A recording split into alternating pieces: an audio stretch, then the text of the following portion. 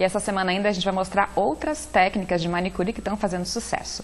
E agora a gente vai falar de um assunto que, apesar de parecer estar restrito a algumas pessoas, está sim muito presente no nosso dia a dia. O Brasil é um dos campeões mundiais de cirurgias plásticas. Quem não conhece alguém que colocou silicone, arrumou o nariz ou fez uma lipoaspiração? E justamente porque parece que se tornou comum, é que pode ser arriscado. Apesar de ter fins estéticos, é sim uma cirurgia e requer muito cuidado.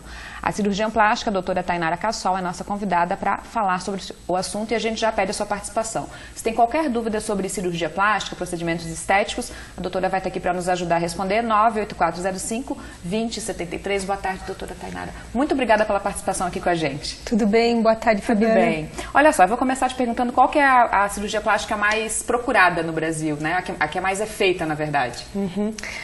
Em números, a cirurgia mais realizada ainda são os implantes mamários, que a gente conhece como prótese de mamas. E em segundo lugar, a lipoaspiração.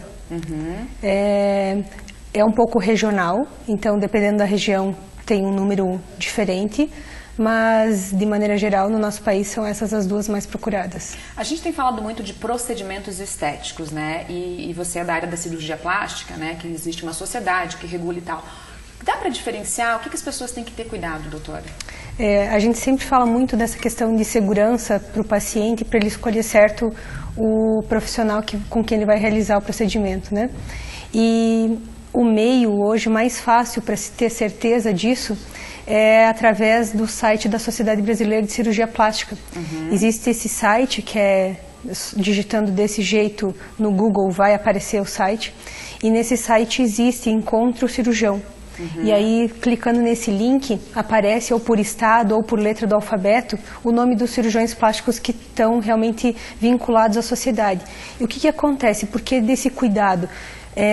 Não é simplesmente uma sociedade, é porque só pode fazer parte da sociedade quem fez a residência médica, a especialização médica em cirurgia plástica, e terminada essa especialização, prestou uma prova e foi aprovado. É como, a grosso modo, que as pessoas conhecem, assim, a prova da OAB, né? Sim. As pessoas podem ser bacharel em direito, mas só vão ser advogados a partir do momento que passam na prova. No caso médico, e para ser cirurgião plástico tem que ter essa habilitação na Sociedade Brasileira de Cirurgia Plástica, que é... Porque daí com isso passa a ser membro da sociedade e para o paciente passa a ser uma maneira de encontrar o profissional adequado.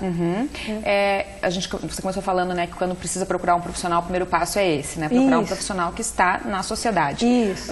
E aí quando o paciente chega até vocês, né, um cirurgião plástico, como saber se o paciente realmente precisa daquela cirurgia que ele vai, né, vamos supor, vai procurar para colocar uma prótese de silicone ou fazer uma lipoaspiração? Como é que é essa conversa, né? Como é que é o aconselhamento do médico nesse caso? Aí entra de uma questão da relação do médico com o paciente. Primeiro, para entender se o desejo do paciente realmente é possível de ser realizado. Sim. Porque eu sempre acredito que se o paciente se a gente não consegue ter a mesma conversa com o paciente, chegar no mesmo nível de conversa, com grande chance a gente não vai conseguir chegar no mesmo nível de resultado. Sim, tem que ter um consenso. Isso. Então, entender o que o paciente quer e depois tentar mostrar para ele o que eu posso realmente dar. Se a gente chegar nesse denominador comum, com grande chance a gente vai sair satisfeito, tanto ele quanto o médico. Sim, porque provavelmente chega ali com uma foto ou algum caso que queira ficar parecido e o médico tem que mostrar que é ou não possível, é mais ou menos isso. Isso mesmo. Tá, uma outra pergunta, além, né, a gente já falou da questão de procurar um bom médico, ter essa conversa, todas as pessoas estão aptas para fazer uma cirurgia plástica, né? Quem que pode, quem que não pode, como é que funciona? De maneira geral, Fabiana, essa é uma boa pergunta. Quem acaba ficando excluído, porque assim, cirurgia plástica a gente acaba falando muito da cirurgia plástica estética, né? Mas tem a cirurgia plástica reconstrutora. Sim. E aí entram todas as pessoas, dos 0 anos até o último dia de vida. Sim, né? entendi. Mas eu acho que a tua pergunta é mais relacionada à cirurgia plástica e estética, né?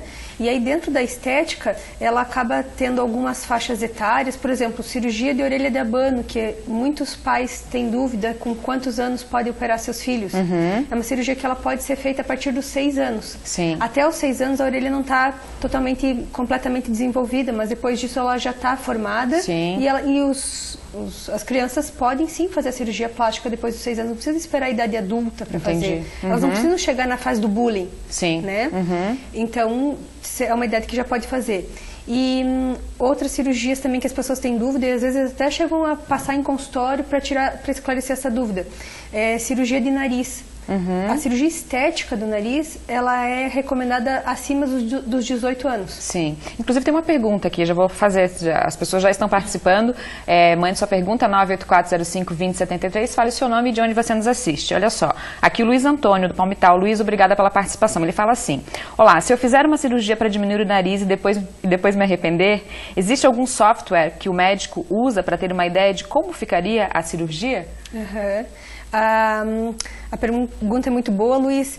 Luiz, existem softwares, tá? Mas a gente, por até recomendação da própria Sociedade Brasileira de Cirurgia Plástica, a gente não costuma mostrar isso para os pacientes. A gente usa como estudo próprio, porque o que acontece? Toda vez que a gente apresenta um resultado para o paciente, a gente deixa na mente dele Aquela imagem, aquela imagem. Que seria um resultado na mente do paciente. Isso, acaba sendo uma promessa de resultado.